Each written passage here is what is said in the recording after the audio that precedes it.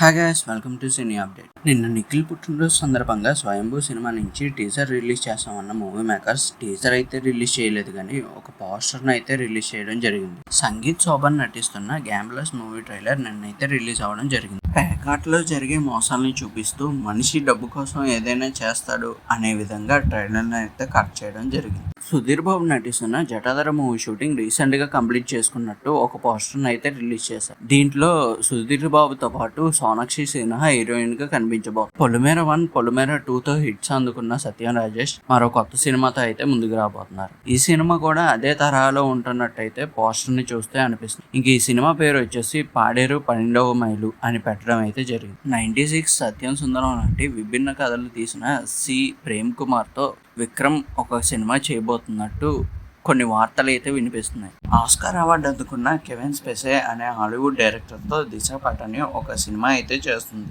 ఈ సినిమాకి హోలీ గాడ్స్ అనే పేరుని పెట్టాలని అయితే అనుకుంటున్నారు. అంతేకాకుండా ఈ డైరెక్టర్ మళ్ళీ 20 ఏళ్ళ తర్వాత ఈ సినిమాని తీయడం ఒక విశేషం. చిరంజీవి అనిల్ రావుపూడి కాంబినేషన్ లో రాబోతున్న సినిమా ఫస్ట్ షెడ్యూల్ అయితే కంప్లీట్ చేసుకుంది. ఇంకా ఈ సినిమాలో నయనతార హీరోయిన్ గా నటిస్తున్న సంగతి మీ అందరికీ తెలిసిందే. వరలక్ష్మి, శరత్ కుమార్, నవీన్ చంద్ర కలిసి నటిస్తున్న పోలీస్ కంప్లైంట్ సినిమాలో సూపర్ స్టార్ కృష్ణ గారి పైన ఒక పాట అయితే ఉండబోతుందంట. రవితేజ నటిస్తున్న మహాచాత్ర సినిమాని వినాయక చవితి సందర్భంగా ఆగస్టు 27న అయితే రిలీజ్ చేస్తున్నారు మూవీ మేకర్స్. కిందటి వారం గదర్ గారి పేరు మీద కొత్త మూవీ అవార్డ్స్ అయితే ప్రకటించడం జరిగింది. ఈ మూవీ అవార్డ్స్ ప్రకటించిన తర్వాత కొన్ని చిన్న సినిమాల్ని ఎంకరేజ్ చేస్తూ మూవీ అవార్డ్స్ అయితే ప్రకటించడం జరిగింది.